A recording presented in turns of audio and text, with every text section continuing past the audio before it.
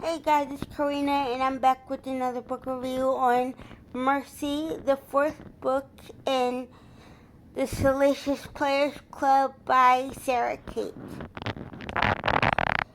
So, if you have read Mercy up to this point, you know that Beau is the ex-boyfriend of Charlie and the son of Emerson from the first book. I will say that this was a really good redemption story for Beau, and how he really did change from the first book to this one. It was a beautiful thing to experience because I've never actually read a good redeeming story before, so this one is a first for me. Okay, so as you know, Beau had to deal with a lot from the first book to this one because of what occurred in the first book and how he was dealing with everything. But now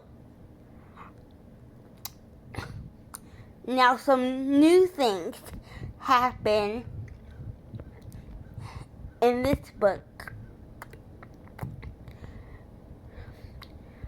Emerson and Charlie take the next step in their relationship. And at first, Beau is not happy about it, of course, and I completely understand, because the situation is still fresh, so you don't want to put too much on Beau's plate. But I will say how he handled it was beautiful to experience, and his whole mindset changed from the first book to Mercy. It was one of the most beautiful redemption stories that I've read, and like I said, it's my only one that I've read, but it was still good nonetheless. But this one follows Maggie and Beau, of course. Maggie is the fourth and only female owner of Salacious Players Club, and Maggie is perceived to be very vanilla. No one really knows about her a lot. She's very quiet. She keeps to herself. And that one ominous conversation that happens in all three books, I mean, basically all four books now, when they all talk about opening Salacious because their current job is going under, and they think it's a good idea to have a safe, secure place where people could experience their kinks in a healthy and safe environment. And I will say, what occurs in this book is very intense because how popular Salacious is now. So it's a very intense but beautiful book. But anyway, Maggie is moving into her new house, with the help of her business partners and friends and Charlie and the other girls, thinks it's a good idea for Maggie to have a relationship or something, because basically, in their eyes, Maggie does nothing but work all day, and they see that it's not really fulfilling to her. So they make her do the quiz on the app, and she discovers that she's a female domme. And at first she's like laughing it off, like, yeah, right. Like, I can be a female dom. I'm the most vanilla person here. And then on the flip side, Beau takes the quiz, even though he's hesitant at first because his friends are abusing the app and he knows it. But he gets curious and he takes it and he finds out that he is a male submissive. And this relationship between himself and Maggie is a real eye-opener to both of them. This is the real honest relationship Beau has been in. And I will say, I really felt for Beau and everything that he went through between the relationship with his dad and his ex-girlfriend and the evolution that he went through was the most beautiful thing. My favorite part in the book was probably the emotional scenes without them being intimate with one another. When Beau broke down, he breaks down at least twice in the book, but the first time he breaks down and he tells Maggie that he is just expected to accept everything. Like he's expected to just be okay with his dad being with his ex-girlfriend, and now that she's marrying into his family, that has to be a tough pill to swallow.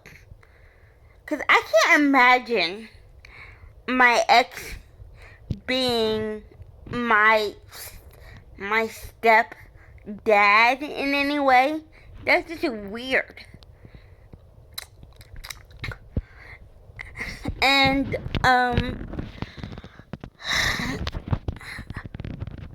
I feel like we really still didn't get to know anything about Maggie.